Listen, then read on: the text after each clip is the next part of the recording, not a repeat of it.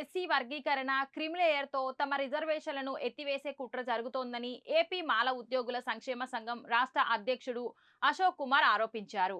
Article 341 పై విస్తృతంగా చర్చ జరగాలని ఆయన కోరారు.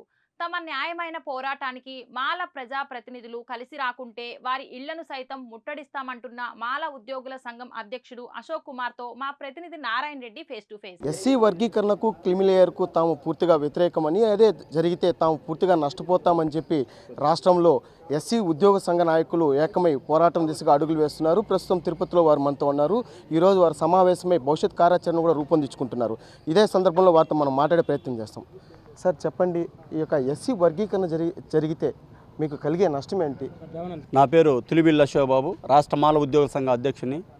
ఎస్సీ వర్గీకరణ వల్ల ఉమ్మడిగా ఉన్నటువంటి 15% యొక్క రిజర్వేషన్ని ఉపవర్గీకరించడం వల్ల ఒక్కో కేటగిరీలో సుమారు 12 కులాలు, 18 కులాలు, 25 కులాలు, అదేవిధంగా మొత్తం 59 కులాలకి మీరు వర్గీకరించినట్టయితే ఏ ఒక్క కులానికి కూడా శాస్త్రీయబద్ధంగా న్యాయం జరగదు. 25 మా యొక్క ఎస్సీ మాలలో ఉన్నటువంటి 25 కులాల్లో మీరందరూ కూడా 6% పెట్టినట్టయితే 25 కులాలకి 6% రిజర్వేషన్ సరిపోతుందా? అంటే 25 అంటే 6 కులాలు తీసుకుంటే మిగతా కులాల సంగతి ఏంది? 19 కులాల సంగతి. ఈ విధంగా వచ్చే శాస్త్రీయబద్ధంగా ఈ యొక్క దళితుల మధ్య చిచ్చు పెట్టడానికి ఈ యొక్క కేంద్ర రాష్ట్ర ప్రభుత్వాలు భవిష్యత్తులో మాలమాదిగులు, ఎస్సీ ఎస్టీ బీసీలు ఐక్యమే రాజ్యాధికార దిశగా పోతారని చెప్పి ఈ యొక్క రాజకీయ దురుద్దేశంతో చేసినటువంటి వర్గీకరణ తప్పక వాళ్ళ యొక్క మనస్ఫూర్తిగా సామాజిక న్యాయం చేయాలనే భావన వాళ్ళకి లేదని చెప్పి అలా చేసినట్టయితే ఎస్సీ సబ్ ప్లాన్లో 1,25,000 కోట్లు ఖర్చు పెట్టారన్నారు.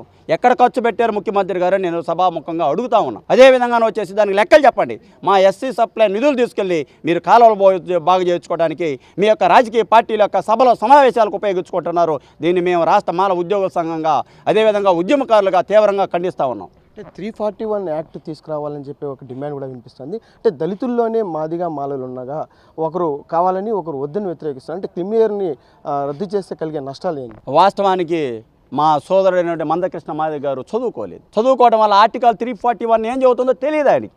ఆర్టికల్ 341 క్లాస్ 3 ఏం చదువుతుందంటే దళితులను విభజించడానికి ఎవరికి ఎటువంటి అధికారం లేదు. అదేవిధంగా మరి ముఖ్యంగా మందకృష్ణ మాదిగ గారు చెబుతా ఉన్నారు, ఈరోజు మందకృష్ణ మాదిగ చేస్తున్న ఉద్యమానికి అక్కడ ఉన్నటువంటి ఉద్యోగస్తులు ఎవరు సహకరించట్లేదు. గతంలో వచ్చేసి మందకృష్ణ మాదిగకి అందరూ డబ్బులు ఇచ్చేసి ప్రోత్సహించేవాళ్ళు. అంటే క్రిమిలేయర్ అనేది ఏమంటే ఒక తరంలో ఒకడే ఉద్యోగం పొందాలి, తర్వాత 3 తరాల ఉద్యోగం రాదు. అంటే ఏంది? ఒక్కడు ఉద్యోగం పొందితే వాడు రిజర్వేషన్ ఒక్కడే పొందితే వాడు కుటుంబాలన్నీ కూడా అభివృద్ధి చెందుతాయా? అందరూ కోట్లు సంపాదించుకున్నటువంటి ఒక చిన్న ఉద్యోగస్తుడు, ప్యూను, ఒక టీచరు, ఒక క్లర్కు ఎన్ని కోట్లు సంపాదిస్తారు? అక్రమ సంపాదన సంపాదించడానికి ఏదో రాజకీయ పార్టీలో ఉన్న పదవులా?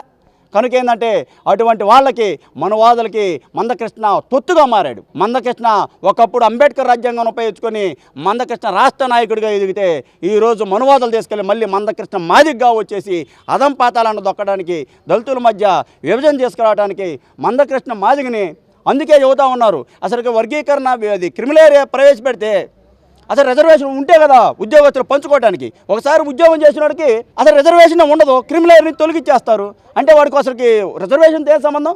ఒక ఎస్సీలో ఉన్నా కూడా అగ్రవర్ణాలతో సమానంగా ఉంటాడు, వాడు నష్టపోతున్నాడు. కాబట్టి మందకృష్ణలో ఉన్నటువంటి స్వయం జాతులైనటువంటి ఉత్తరప్రదేశ్ కానీ నార్త్లో ఉన్నటువంటి చమర కులాలన్నీ కూడా ఈ యొక్క వర్గీకరణని క్రిమిలేయర్ని వ్యతిరేకిస్తున్నాయి. మందకృష్ణ, బీజేపీ, రాష్ట్ర ప్రభుత్వాలు అందరూ కూడా ప్యాకేజ్ స్టార్గా మారి దళితుల మధ్య చిచ్చు పెడతా ఉన్నారు. భవిష్యత్తులో మనకి ఈరోజు మందకృష్ణ మాదిగ గారు చరిత్రహీనుడిగా దళిత ద్రోహిగా మిగలబోతారని మేము తెలియజేస్తాను. అంటే ప్రధానంగా ఈ కులగణన జరిగితే కానీ పూర్తిగా నష్టపోయే అవకాశాలు కూడా ఉన్నట్లుగా కూడా తెలుస్తుంది. దానిపై మీ అభిప్రాయం? ఎగ్జాక్ట్లీ. వాస్తవానికి ఈ రాష్ట్రంలో ఈరోజు కులగణన జరిగితే ఈ రాష్ట్రంలో సింగిల్ లార్జెస్ట్ క్యాస్ట్ ఏదైనా ఉన్నదో ఒక మాలలు మాత్రమే. 90 లక్షల మంది మాలలో ఒకే కులం ఉన్నారు. కాపులు ఉన్నారంటున్నారు, తెలగ బలిజ, ఆ బలిజ, ఈ బలిజ, వాళ్ళు అనేక కులాలు కలిపితేనే కాపులు. కానీ మాలలు మాత్రం ఒక్క కులమే సింగిల్ లార్జెస్ట్ క్యాస్ట్. అటువంటి సింగిల్ లార్జెస్ట్ క్యాస్ట్ మేమైతే మాకు జరిగేటటువంటి నష్టం ఏముండదు, మాకేం జరగదు, నష్టం ఏం జరగదు. వర్గీకరణ జరిగితే మాదిగలు నష్టపోతారు. ఈరోజు చూశారు, ఆడ తెలంగాణలో వచ్చేసి 9% మాదిగలకు ఇచ్చారు, 5% మాలలకు ఇచ్చాం. అది రిపీట్ అయింది. ఈడ 10% మాలలకు ఇస్తారు, 5%, 4% మాదిగలకు ఇస్తారు. మేము చెబుతా ఉన్నాం, నష్టం కలిగిన రోజు ఐక్యత కోరుకుంటున్నాం, లాభం కలిగిన ఐక్యత కోరుకుంటున్నాం. ఎందుకంటే మేము బాబాసాహెబ్ డాక్టర్ బిఆర్ అంబేద్కర్ వారసులం కాబట్టి భవిష్యత్తులో ఈ దేశానికి దిశ నిర్దేశించవలసినటువంటి అంబేద్కర్ రాజ్యాధికారం వైపు పయనించమన్నాడు. ఆ ప్రయాణానికి ముందుగా ఉన్నాం. ఈ వర్గీకరణ ఆంధ్రప్రదేశ్లో తప్పనిసరిగా చౌచూస్తారు. ఈ యొక్క ఆంధ్రప్రదేశ్లో వర్గీకరణ సచివాలయ లెక్కల ప్రకారం జరిగితే సుప్రీంకోర్టులో కేసు వేస్తాం. రాష్ట్ర మాల ఉద్యోగుల సంఘంగా ఈ యొక్క ప్రభుత్వానికి ముట్టికాయలు వేయిస్తామని చెప్పి సభాముఖంగా తెలియజేస్తా ఉన్నాం. అంటే ప్రధానంగా ఈ యొక్క అంటే మాల సామాజిక వర్గానికి సంబంధించిన కొంతమంది శాసనసభలో చట్టసభల్లో కూడా ఉన్నారు. అంటే వారిని మీరు కలుపుకొని వెళ్ళేదానికి ఏమైనా అవకాశాలు ఉందా, లేదంటే మీ డిమాండ్ ఏంది వారి నుంచి? నిజంగా చాలా సిగ్గుసేటు మాల ప్రజాప్రతినిధులు. అయితే మా నియోజకవర్గంలోనే ఒక ప్రజాప్రతినిధి డాక్టర్ అయ్యాడు, ఎమ్మెల్యే అయ్యాడు, మినిస్టర్ అయ్యాడు, సాంఘిక శాఖ మినిస్టర్ అయినా. ఈరోజు మాలల ఉద్యమానికి కానీ దళితులకు కానీ ఏ రోజు కూడా వాళ్ళకి ఏం జరిగిందో వాళ్ళు ఇళ్ళ వైపు చూస్తున్నాడు. అదేవిధంగా ఉండి ఈ యొక్క ఆంధ్ర రాష్ట్రంలో ఉన్నటువంటి మాల ప్రజాప్రతినిధులారా చెబుతా ఉన్నాం. నిన్న ఒంగోలులో జరిగింది ఆంధ్ర రాష్ట్రంలో ఉంటే అన్ని మాలల సంఘాలు ఉద్యోగ సంఘాలతో అత్యవసర సమావేశం. అతి త్వరలోనే ముఖ్యమంత్రి చంద్రబాబు నాయుడు గారు కలుస్తాము, లోకేష్ గారిని అన్ని రాజకీయ పార్టీ నాయకులు కలుస్తాం. తర్వాత మాల ప్రజాప్రతినిధులు నోరు తెరవట్లేదు. మీకు బాబాసాహెబ్ డాక్టర్ బిఆర్ అంబేద్కర్ ఇచ్చింది ఈ యొక్క రిజర్వేషన్ ఉపయోగించుకొని నీ జాతికి కింద ఉన్న జాతికి చేతును అందించి పైకి తీసుకురామని. కానీ మీరు మీ కుటుంబ సభ్యులు వచ్చే కోట్లు సంపాదించుకొని కులకమంటానికి బాబాసాహెబ్ డాక్టర్ బిఆర్ అంబేద్కర్ రిజర్వేషన్లు లేదు.